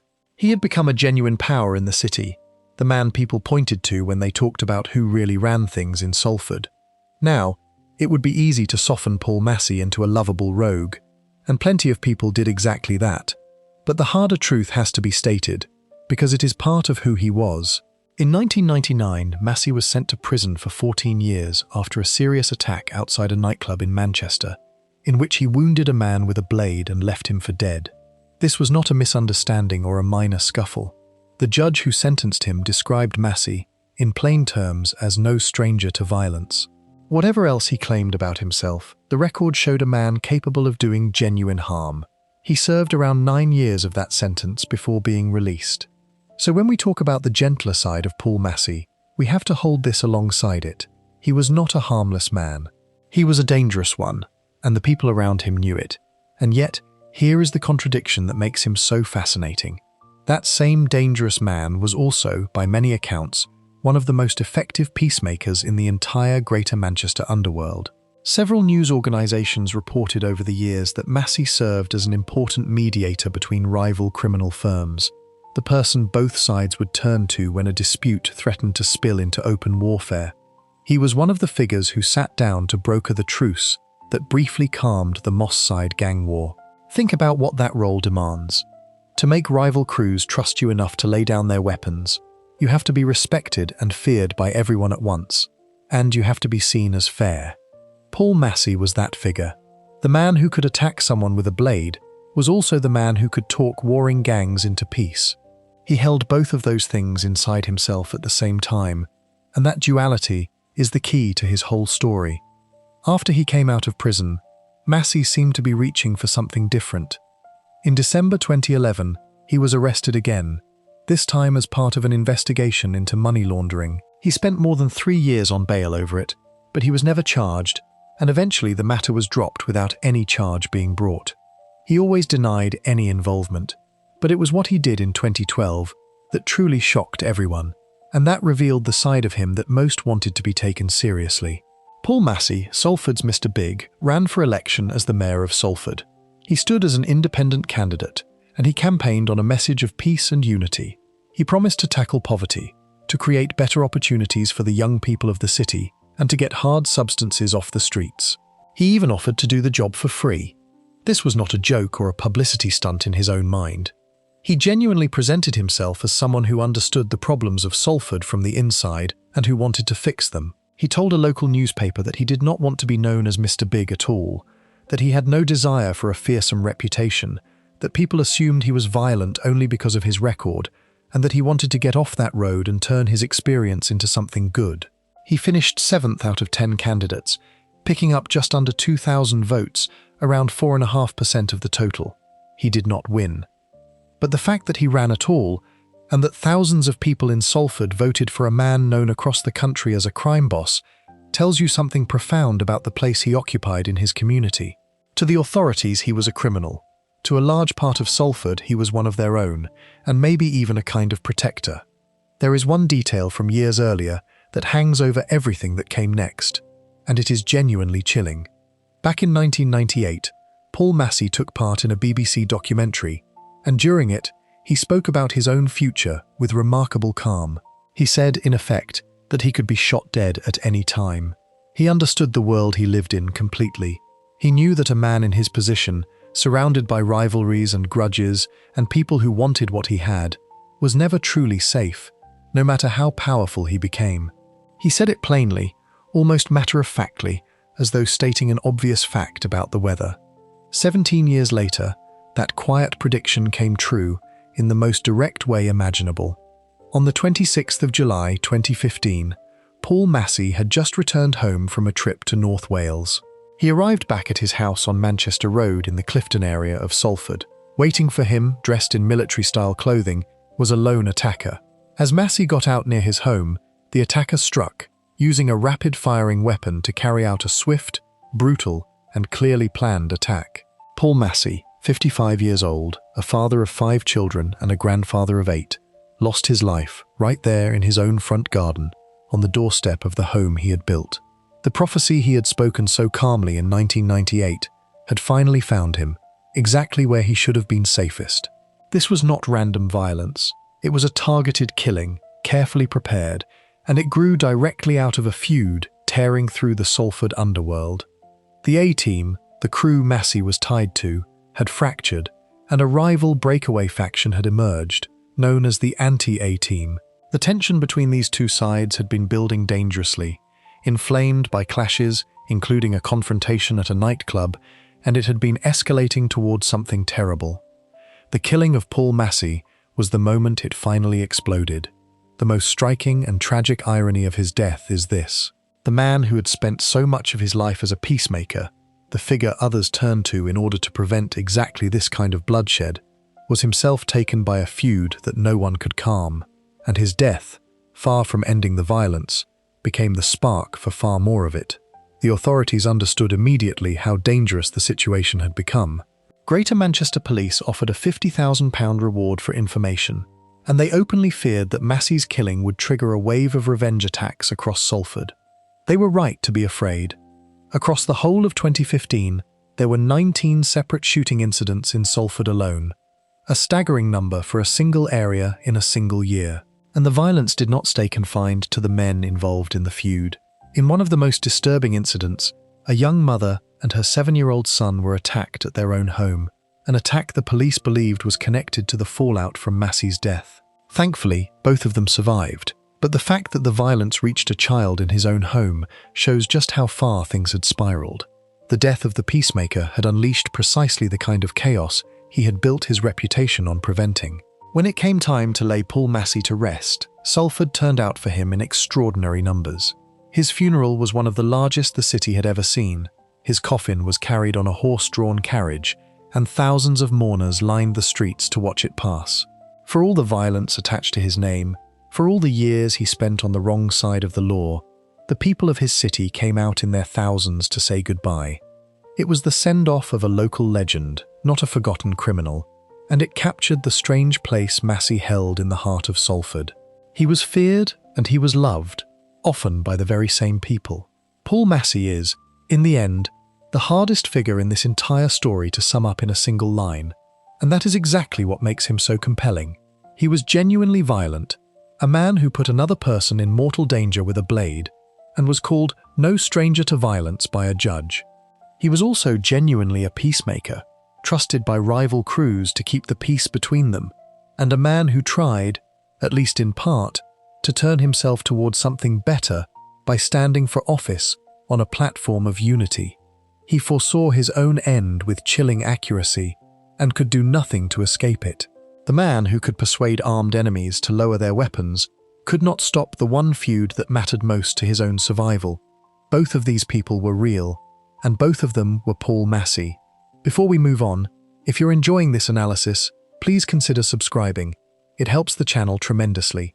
But a planned killing like the one that took Paul Massey does not happen by accident. Someone was paid and chosen to carry it out, a man of cold patience and frightening discipline, who had been watching and preparing.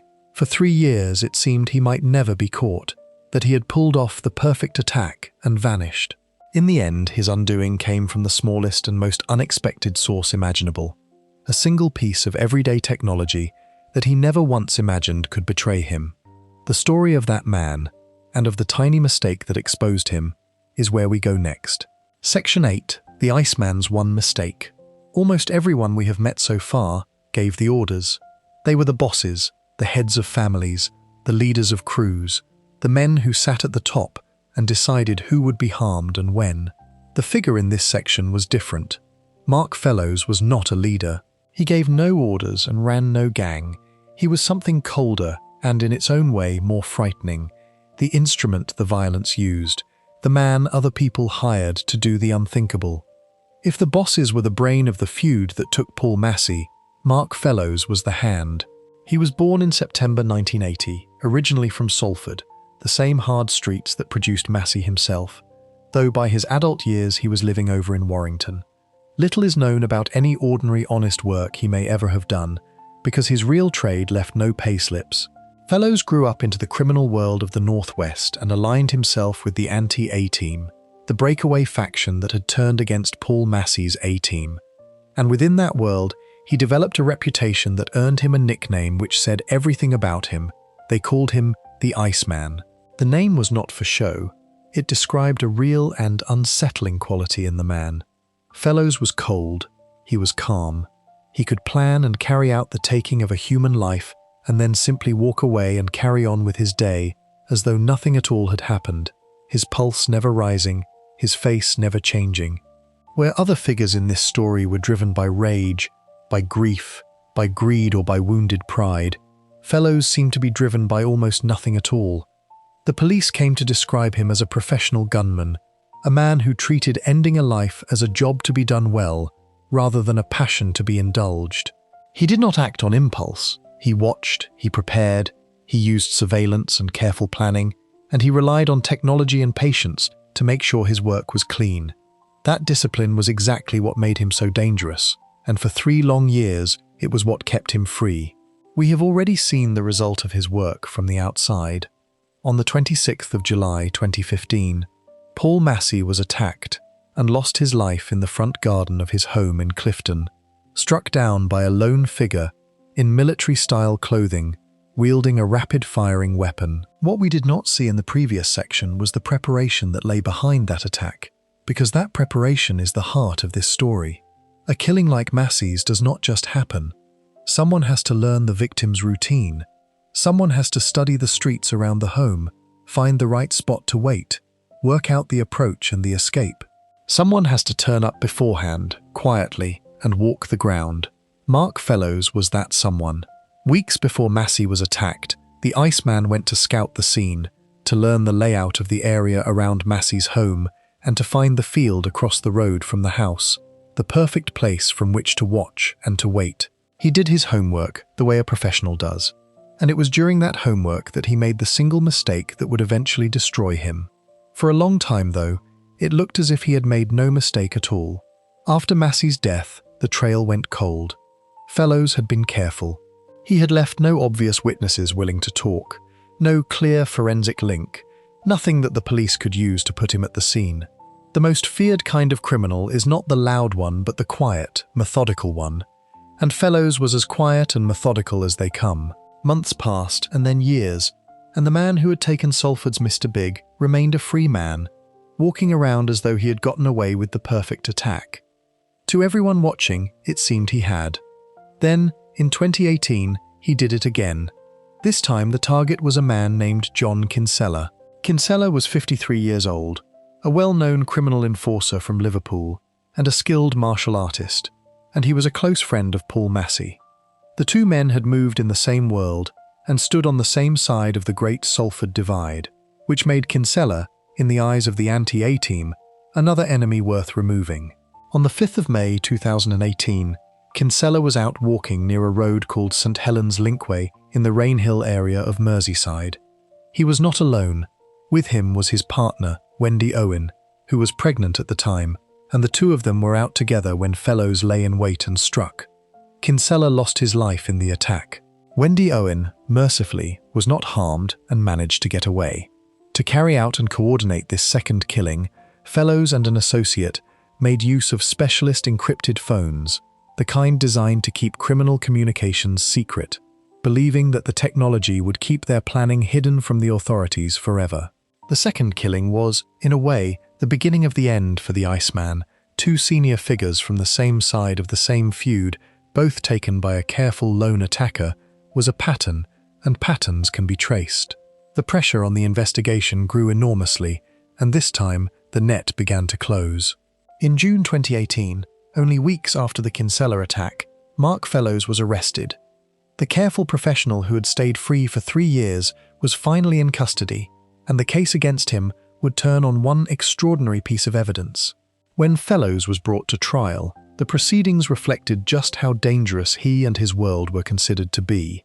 The trial was held at Liverpool Crown Court and ran for around 8 weeks, and throughout it, the courtroom was guarded by heavily armed police officers, a measure of the fear that surrounded the case. Fellows did not stand in the dock alone. Beside him was another man, Stephen Boyle, who was described as Fellows' brother-in-arms. Boyle was accused of acting as a spotter, the second man in the operation, the one who helped watch the victims and assisted the gunman.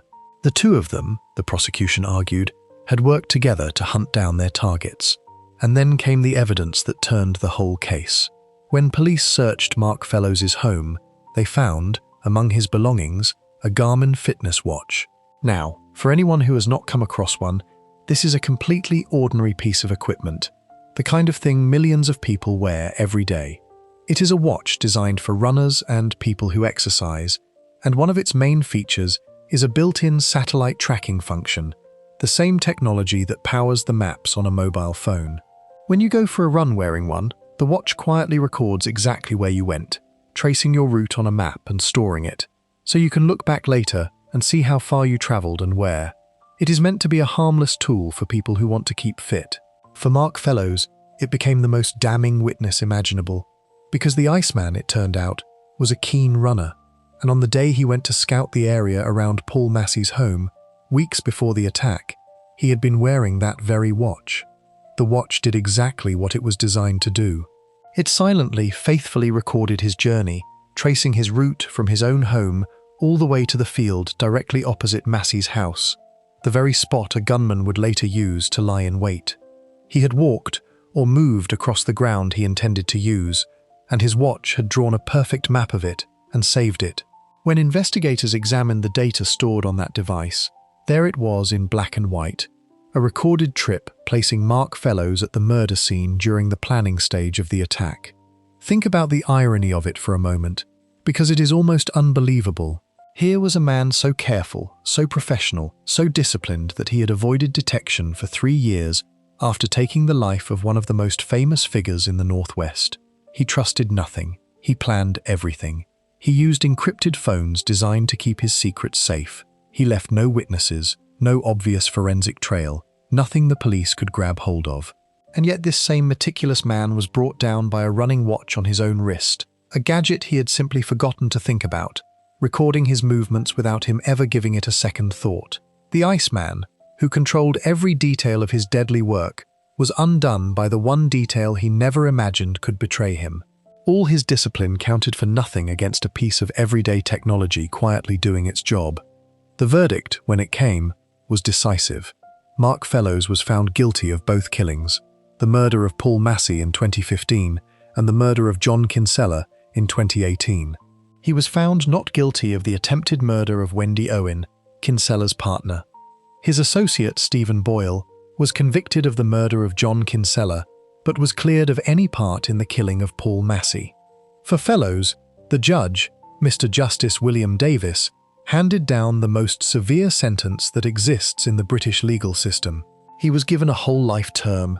It is worth explaining plainly what that actually means, because it is the heaviest punishment a court in England can impose. Most prison sentences, even very long ones, come with a minimum term, a point after which a person can at least be considered for release. We have seen those throughout this story, the 39 years, the 35 years. A whole life term has no such point. It means exactly what it says. The person will spend the entire rest of their natural life in prison and will never be released, no matter how old they grow or how many years pass. There is no parole, no second chance, no date to count down to. At the time Fellows was sentenced, he became one of only around 70 people in the entire country serving such a term. It is reserved for the very worst, and the courts placed the Iceman among them. The man who had treated the taking of life as a profession would now lose his own freedom permanently, dying behind bars whenever that day eventually comes. But the story of Mark Fellows did not go quiet after the prison doors closed behind him, and what happened next shows that a man like the Iceman does not stop being dangerous simply because he is locked away. In early 2019, only months after his sentencing, Fellows was himself attacked inside prison, slashed by another inmate with a makeshift blade believed to have been fashioned from a razor. His injuries were serious enough that he had to be airlifted to hospital. The violence he had dealt out so coldly to others had found its way to him, behind the highest walls in the country. And the story did not end even there. Years later, in late 2025, Fellows was charged, alongside 2 other prisoners, with the murder of a fellow inmate, a convicted murderer named Kyle Bevan, who had died after an incident at the prison where they were held. In the summer of 2026, Fellows and the 2 other men were found guilty of that killing. Even with a whole life sentence already hanging over him, even with nothing left to lose, the Iceman had continued to leave a trail of harm behind him, cold to the very last. Mark Fellows is a different kind of figure from the bosses and leaders who fill the rest of this story, and it is worth being honest about that. He did not build an empire. He did not run a crew or control a territory or sit at the top of a family. He was, in the simplest and bleakest terms, a tool, a man others used to settle their feuds, a professional in the worst possible line of work. But that is exactly what makes him so chilling. The gang leaders we have looked at were driven by recognizable human things, by pride and greed and grief and the hunger for power. Fellows seemed driven by none of it. He was the part of the violence that had been stripped of all feeling and reduced to pure method, the cold machinery that the warm-blooded grudges of the underworld depended on. He killed because it was a job, and he did the job well, right up until the moment a running watch on his wrist did its own quiet job and ended his freedom forever. Before we move on, if you're enjoying this analysis, please consider subscribing. It helps the channel tremendously. So far, every taking of life in this story has happened inside the underworld. Criminal against criminal, feud against feud. The violence largely contained within the world that created it. The people who lost their lives were, almost without exception, part of that world themselves. But the next figure shattered that boundary completely, in an act so shocking that it horrified the entire country and changed forever how Britain thought about its gangland violence. He took the lives of 4 people, and 2 of them had done nothing at all except turn up to work that morning, answering a call for help that turned out to be a trap. To understand the darkest moment in this entire story, we have to meet the one-eyed man whose name became a byword for evil across Britain. Section 9. One-eye everything. In this story so far has stayed, more or less, inside one world. The harm was done by criminals to other criminals. The feuds, the killings, the long wars over territory and money and pride, all of it unfolded within the underworld that created it. The people who lost their lives were, almost without exception, part of that world themselves, players in a dangerous game who knew the risks. The man in this section broke that boundary completely, and when he did, he horrified not just Manchester but the entire country. His name is Dale Cregan, and what he did in the autumn of 2012 remains one of the most shocking acts in the modern history of British crime. Before we get to the worst of it, a word about who Cregan was, because the popular image of him misses something important. He is often remembered as a gang boss, but he was not one. Cregan did not lead a crew or run an empire. He was a loyal foot soldier, an enforcer fiercely devoted to one of 2 criminal families locked in a long and bitter feud. He took his orders from that loyalty, rather than giving orders to others. And yet his name became more feared across Britain than almost any boss in this entire story, for one simple reason. He was willing to do things that even hardened criminals found unthinkable. He was born in June 1983, in the Tameside area of Greater Manchester, the son of a working father, and he grew up to become known by a single chilling nickname, One Eye. Cregan was missing his left eye. The exact circumstances of how he lost it have never been publicly confirmed, and a cloud of grim rumor surrounds it to this day. Cregan himself told people that he had lost it in a fight while abroad in Thailand. Whatever the truth, the empty socket became part of his fearsome image, and it would later produce one of the most unsettling details of his trial. The roots of Cregan's crimes lay in a feud between 2 Manchester criminal families, the Shorts and the Atkinsons, who had been at odds with one another for the better part of a decade. Dale Cregan was closely tied to the Atkinson family, bound to them by deep loyalty. In the middle of May 2012, members of the 2 families clashed in a confrontation at a pub called the Cotton Tree in Droylsden. It was the kind of flare-up that had happened before and might have blown over. This time it did not. 12 days later, on the 25th of May 2012, Cregan returned to that same pub and took the life of a 23-year-old man named Mark Short, a member of the rival Short family. The long feud had just turned deadly, and Cregan was the one who had pulled the trigger on it. The police moved quickly. In June 2012, Cregan was arrested on suspicion of being behind Mark Short's death, but at that stage there was not enough evidence to charge him, and he was released on bail while the investigation continued. That decision would later be heavily questioned, though the head of Greater Manchester Police defended it, pointing out that in complex cases, it is entirely normal for someone to be arrested and then released when there is not yet enough evidence to bring a charge. Whatever the rights and wrongs of it, the result was that Dale Cregan was a free man, and he was not finished. On the 10th of August 2012, Cregan struck again, and this time he aimed at the heart of the rival family. He attacked the home of David Short, the 46-year-old father of the young man he had already killed, at his house on Folkestone Road East in Clayton. David Short lost his life in an assault that involved both a weapon and an explosive device. This was a terrifying escalation, not just because it claimed another life, but because of what was used. The taking of David Short's life marked one of the first times in British history that a hand grenade had been used as a weapon to commit a killing. This was no longer an ordinary gangland feud. It had crossed into something closer to warfare, with military-grade explosives being turned on people in their own homes. After the attack on David Short, Cragen went on the run. He became the subject of an urgent and high-profile manhunt, with police across the region hunting for him while he stayed hidden. He believed, by his own account, that the police were harassing his family while they searched for him, and a dark resentment built inside him. What he decided to do with that resentment is the part of the story that turned him from a feared local criminal into a name known in every household in the country. On the morning of the 18th of September 2012, someone made a 999 emergency call reporting a burglary at a house on Abbey Gardens in the Hattersley area of Tameside. It sounded like an ordinary call, the kind police respond to many times a day. 2 officers were sent to the address at around 11 in the morning. They were not an armed response team. They were 2 ordinary patrol officers, doing the most routine part of their job, going to check on a reported break-in. What none of them knew was that the call was fake. There had been no burglary. The whole thing was a trap, and the person who had made that call, luring officers to the house, was Dale Cregan. He was waiting inside, armed and ready, and he had set the snare deliberately. The 2 officers who answered that call deserve to be named and remembered properly, because they are the true center of this story, not the man who took them from the world. Police Constable Nicola Hughes was 23 years old. She had been born in October 1988 and raised in the Oldham and Diggle area, had gone to school locally and then to university, and had joined Greater Manchester Police in 2009.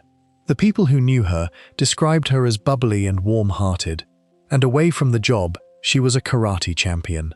Police Constable Fiona Bone was 32. She had been born in Norwich at the very end of 1979 and raised in Scotland alongside her sister, and she too had joined the force in 2009, quickly becoming a valued and integral part of her team. On the very morning she was killed, Fiona Bone had been working on the invitations for her own wedding. 2 real people with families and futures and lives full of ordinary plans, walking up to a front door to help a stranger they believed had been burgled. When they reached the house, Cregan attacked them. The details of what happened in those moments are harrowing, and out of respect for the 2 women and their families, there is no need to dwell on them here. What matters is the result. Cregan used a handgun and an explosive device against 2 officers who posed him no threat, and who had done nothing but turn up to do their jobs. Fiona Bone lost her life at the scene. Nicola Hughes was gravely wounded and died a short time later in hospital. It was the first time in England that 2 female police officers had been killed on duty, and the deliberate, planned cruelty of it sent a wave of shock and grief across the entire nation. What Cregan did next was, in its own cold way, just as revealing as the attack itself. About an hour after he had taken the lives of the 2 officers, he simply walked into a police station in Hyde and handed himself in. He told the officers there that he had done what he had done, and he claimed his reason was that the police had been hounding his family while he was on the run. There was something deeply chilling about the calmness of it.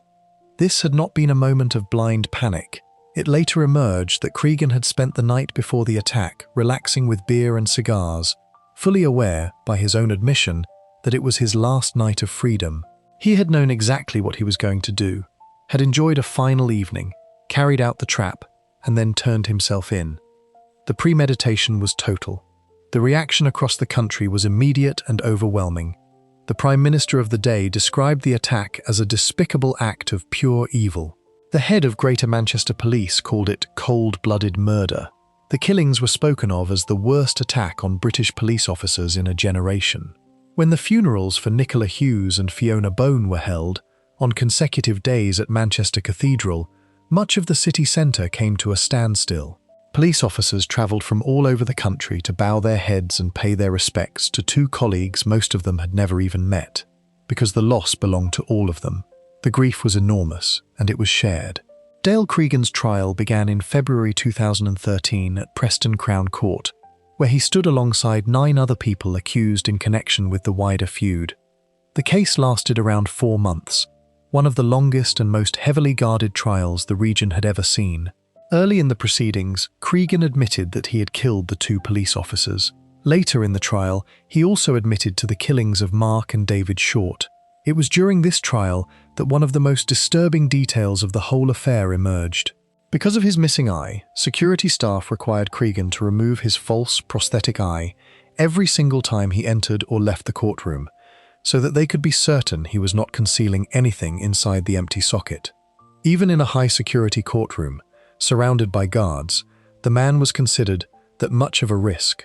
In June 2013, Dale Cregan was sentenced for the 4 killings he had carried out. The judge handed him a whole life order, the same severe punishment we saw given to the Iceman, meaning Cregan will remain in prison until the day he dies, with no possibility of ever being released. He was cleared of one separate charge of attempted murder. Several other people were convicted for their parts in the killings of the Short family, including a man who had gone on the run alongside Cregan. But one of the most notable outcomes of the trial was that Cregan's close friend Leon Atkinson, the man at the center of the family Cregan was so loyal to, was found not guilty on all charges. The prosecution had argued that the killings were revenge attacks carried out on behalf of the Atkinson family, but the jury was not persuaded that Atkinson himself was responsible. In the years since, the story has continued in quieter but still significant ways. After his sentencing, Cregan went on hunger strike in prison and was later moved to a secure psychiatric hospital, the same facility that once held one of the Moore's murderers, before being transferred again years later. And in a development that brought a small measure of recognition to the families who had lost so much, in December 2024, Nicola Hughes and Fiona Bone were posthumously awarded a special national honour for public servants killed in the line of duty. Their fathers, Bryn Hughes and Paul Bone, had spent years campaigning together for exactly that kind of formal recognition, channeling their unimaginable grief into something that would honour not only their daughters, but everyone who has died serving the public. Fiona Bone's father, when asked whether arming officers might have saved his daughter, gave an answer that has stayed with many people. He said that even if she had been armed to the teeth, it would have made no difference, and that he did not believe Fiona herself would have wanted to carry a weapon. Even in the depths of his loss, he refused to let his daughter's death be twisted into something she would not have stood for. Dale Cregan is the figure who shows us the most frightening truth in this entire story. The violence of the Manchester underworld did not always stay neatly contained within itself. When a man was willing to abandon every rule, even the unwritten ones that most criminals follow, the danger spilled out into the ordinary world and reached people who had no part in any of it. Cregan was not a boss. He commanded no empire and led no gang. But he became one of the most feared names in the country, precisely because he proved that fear has no flaw, that there are people willing to do absolutely anything, including luring 2 young women to their deaths over a grudge that had nothing to do with them. That is a different and darker kind of power than any crown or title, and it is why his name still carries such weight more than a decade later. Before we move on, if you're enjoying this analysis, please consider subscribing. It helps the channel tremendously. The world that produced all of these men, from White Tony in his car park to the Iceman with his running watch, did not disappear when its most famous figures were locked away. It changed. It went quiet, then it went modern. The newest generation of bosses learned the lessons of everyone who came before them and built something the old crews could never have imagined, running operations worth tens of millions of pounds from the safety of foreign countries, hidden behind encrypted phones they believed could never be cracked. For a while, it made them untouchable. Then, all at once, the very technology they trusted to keep them safe turned into the thing that exposed every last one of them. And the final figure in our story found that out the hard way. Section 10. The Empire Behind the Screen. The world that produced every figure in this story did not die when the old bosses were locked away. It learned. Each generation of Manchester's underworld watched how the last one fell and tried to build something the police could not touch. The crews of the 1990s were brought down by witnesses who finally found the courage to talk and by phone records that mapped their calls. So the next generation went looking for a way to talk that no one could ever listen in on. The final figure in our story is the man who took that idea further than almost anyone, and whose downfall closed the loop on 30 years of Manchester crime. His name is Jamie Rothwell. Rothwell came out of Salford, the same gang war world that had produced Paul Massey and the feud that took his life. By his late 30s, Rothwell had built himself into something the older bosses could scarcely have imagined. He was not a man standing on a street corner or running the door of a nightclub. He was something closer to the head of a company, the chief executive of a criminal empire, and he ran it almost entirely from a distance. While his operation flooded the Northwest with illegal substances and moved high-powered weapons around the country, Rothwell himself spent much of his time abroad, living comfortably in apartments in Spain and Portugal, far from the streets where his orders were carried out. The scale of what he was running is genuinely hard to take in. The court that eventually dealt with him heard that Rothwell had handled more than 200 kilograms of cocaine and several kilograms of another drug, with the cocaine alone valued at around £7 million. The total street value of his empire was estimated at around £26 million, and he did not deal only in substances. Rothwell trafficked serious weapons, including military assault rifles, the kind of firepower built for warfare rather than street feuds. At one point, he was sending pictures of these rifles to an associate, discussing buying one for over £10,000. One of those rifles, along with ammunition, was later recovered by police. This was an operation dealing in industrial quantities of both substances and weapons, run by a man who treated it like a business and expected to grow rich from it. And he did. What made Rothwell so dangerous was not only the size of his operation, but the way he ran it. He gave orders and expected them to be obeyed, and the people beneath him obeyed because they were afraid of him. When his case came to court, the judge noted that Rothwell's own co-accused had said in evidence that they feared him. He sat at the top of a clear structure, with a layer of high-level dealers reporting directly to him and a wider network of associates beneath them, all answering up the chain to a boss who was often in another country entirely. He had access to millions of pounds in cash. He had built from a distance exactly the kind of insulated empire that the old bosses had never managed, one where the man in charge never had to dirty his own hands or even be in the same nation as his crimes. He used that distance to direct violence as coldly as he directed the trade. In one of the most chilling examples, Rothwell ordered an attack from his base abroad on a man back in the Warrington area. The attacker who carried it out disguised himself as a delivery driver to get close to the victim at his own home, and the man was left with life-changing injuries. Rothwell was not present. He never needed to be. He could reach out from a sunny apartment hundreds of miles away and have someone's life shattered with a few messages. That was the modern model of the gangster he represented, the boss as a remote commander, ordering harm by text and never once being in the room when it happened. And there is the key to it all. The whole structure, the distance, the safety, the sense of being untouchable, rested on one thing: the encrypted phones.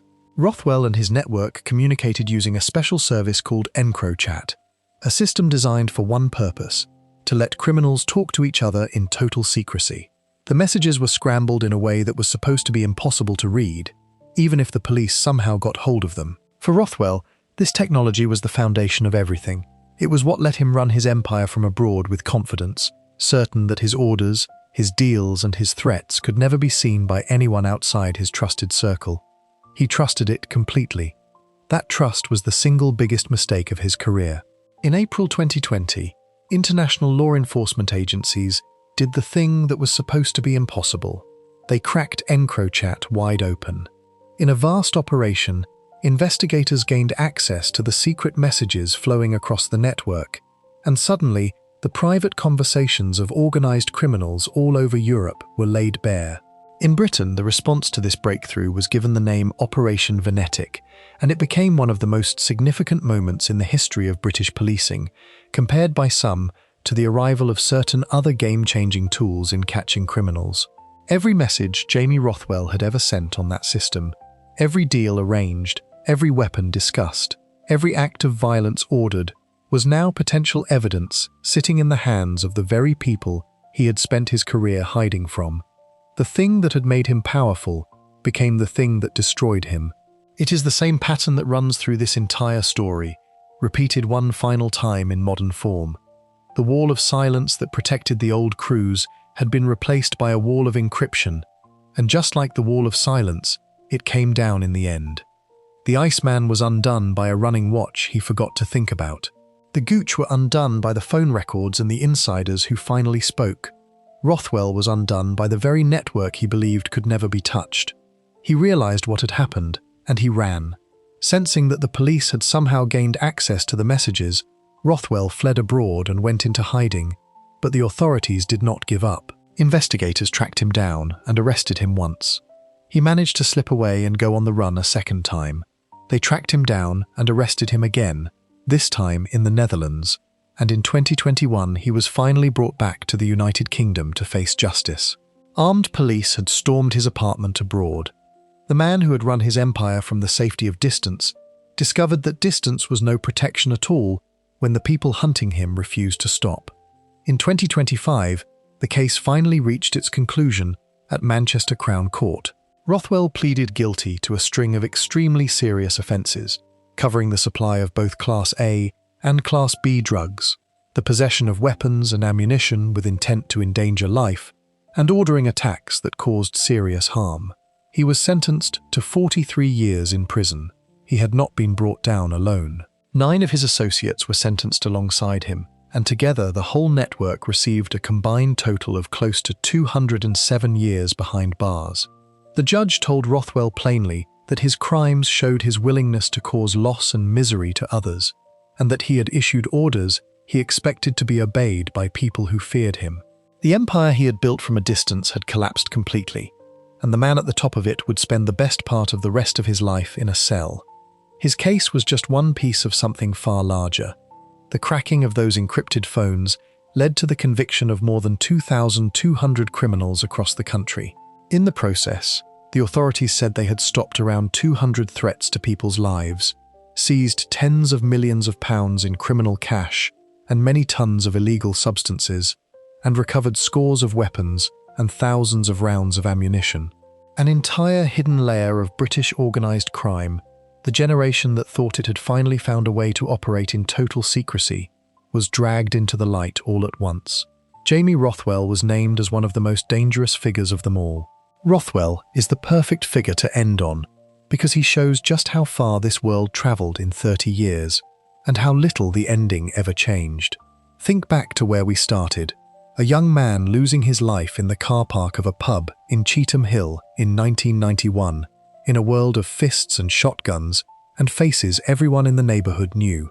Now compare it to a man in his late 30s, lounging in a foreign apartment, running a multi-million-pound empire of substances and assault rifles through a phone, ordering attacks on people he would never have to look in the eye.